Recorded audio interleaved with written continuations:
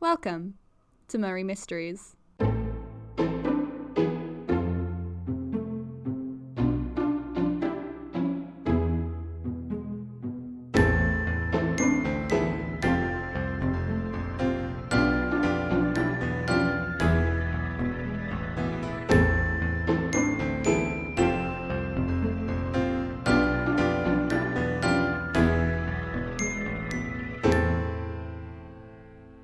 Hello, dear listeners. That's right, it's your favourite podcast host, Lucy Westenra, coming to you not quite live from her childhood bedroom. Mina's been away for the past few days, and she's asked me to broadcast this voice note she sent me to update you all. Take it away, Mina. Hi, everyone. Hi, Lucy. Thank you for taking care of this. I don't know what I'd do without you. I'm recording this from St. Joseph's Hospital in Brasov. Jonathan's been there for nearly 3 weeks now. I thought it was bad when I saw him, but apparently this is the healthiest he's been since he was admitted. According to the nurses I talked to, he was brought in by someone who found him on the street. He has no phone or ID on him, and he was pretty delirious, so they had no way to identify him and didn't know who to contact. He started getting better a few days ago and was able to tell them his name and mine, and someone managed to find my phone number. His doctor says it's going to be a pretty long recovery process. He had some kind of mental shock on top of the illness, and he still has a lot of nightmares. I'm just glad he's okay. Well, not quite okay, but more okay than in all the worst case scenarios my mind made up when I didn't know where he was.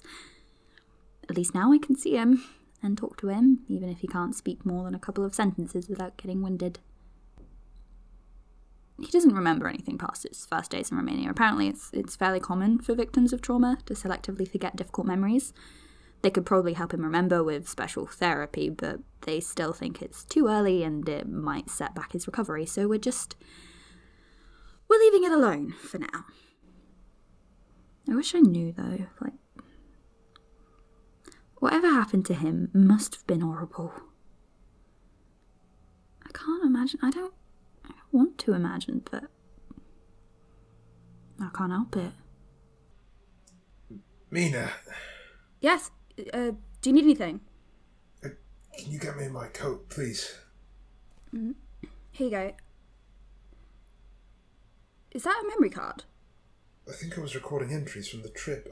I don't know what happened to my phone, but I must have saved the memory card for a reason. There might be something on there about whatever happened to me. Do you want me to play the recordings for you? No, I don't want to know, but you can listen to them if you want to. Just don't tell me what's on them.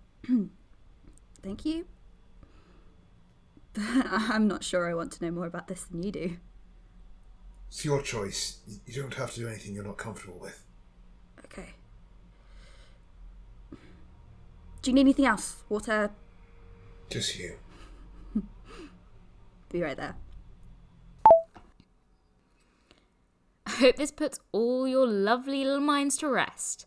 Mina, if you're listening, and you should be, say hi to Jonathan for me, and be sure to tell him not to overexert, if you know what I mean.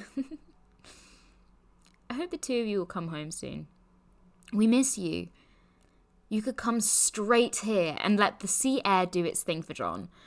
That's what they did in the olden days, right? Take trips to Bath. This isn't Bath, but it has me, so really it's an upgrade. It's clearly worked on me. As you can hear, I am better than ever. No need to worry. I know you're worrying, so I'm telling you right now, do not worry. Art got here a few days ago, and according to them, I haven't been sleepwalking at all. Mum's doing better too, so all is good in the Westenra household. And I know what you would say. You still wish I would see a doctor, and, well, I technically am. You know I'm not a medical doctor, right? Who cares? You've got that sweet, sweet prefix. That's not how it works. Uh-huh. So, how's the mystery patient?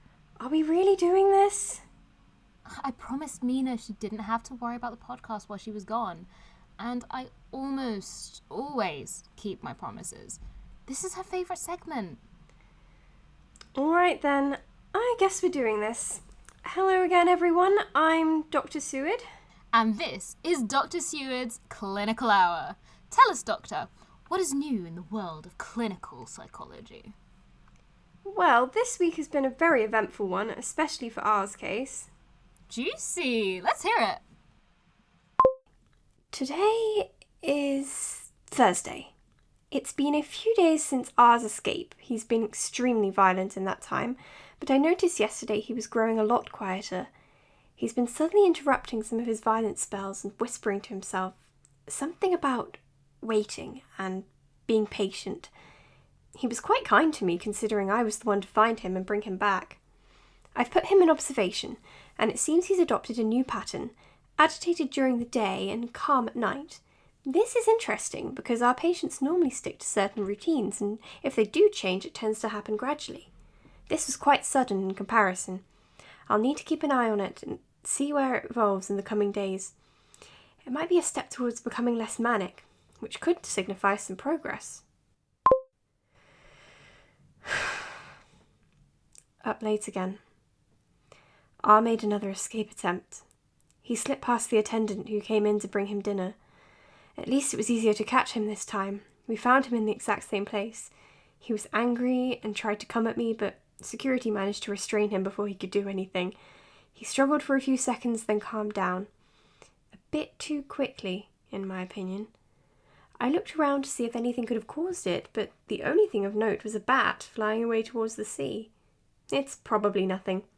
He most likely had another one of his quiet spells. We got him back into a secure room. I've made sure there are 2 pairs of eyes on him at all times. I'm already in enough trouble without him getting out every other day. Lots of work to do tomorrow. I should get some sleep. Did the board blame you for the last time? More or less. They know things like this could happen with anyone in charge, but they needed someone to blame, so I'm on probation until further notice. Arseholes. Lucy, they're just doing their jobs. And you're doing yours. Better than any of them could.